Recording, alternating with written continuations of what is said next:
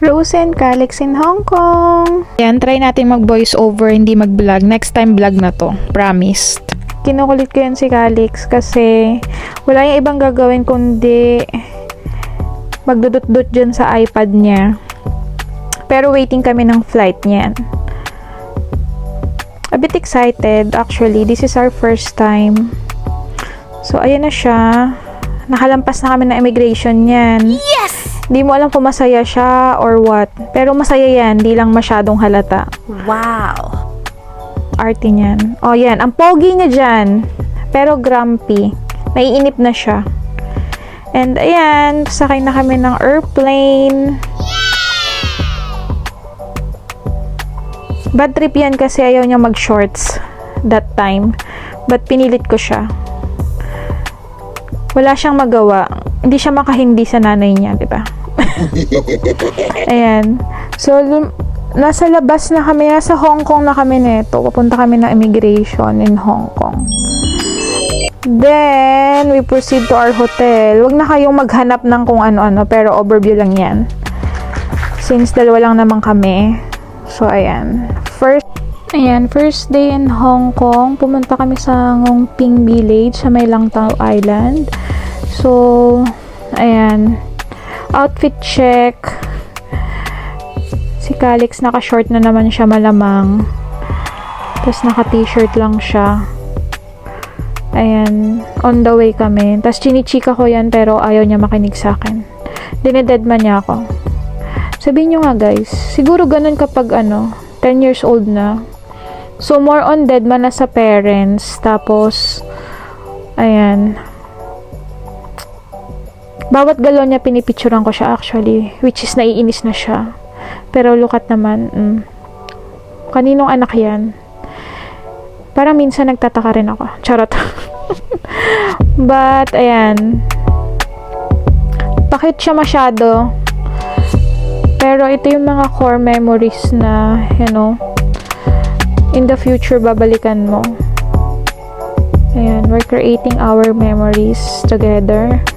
Ayan, nag-cable car kami papunta dun sa Langtao Island. So, ayan na siya.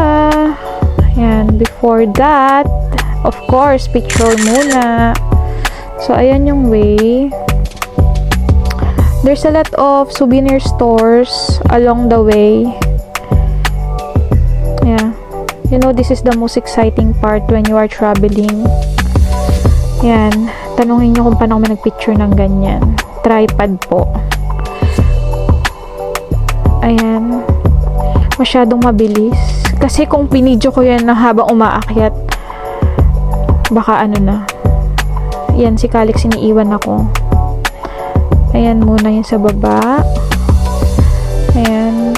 Ang aming picture together. And then the overview. Imagine niyo yung inakyat namin na yan. Diba? Yan. We're already here. And look at this. Lily siguro to.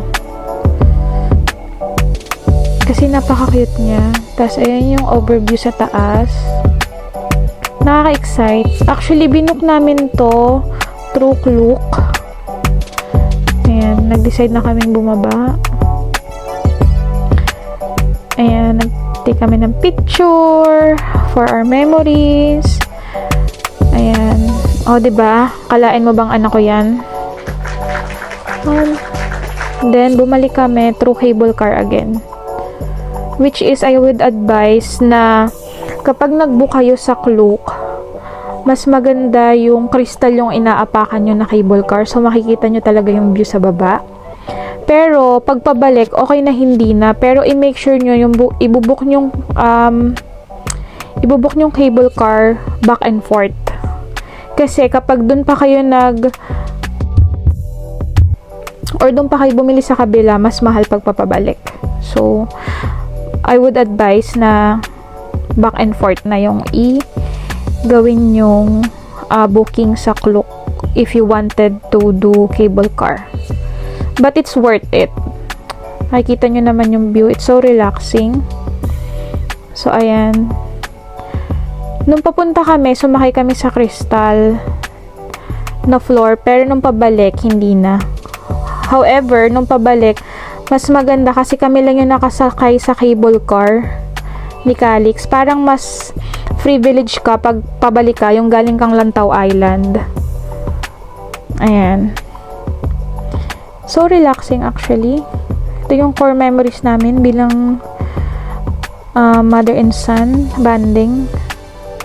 It was really nice. And that's it. Day 1 in Hong Kong.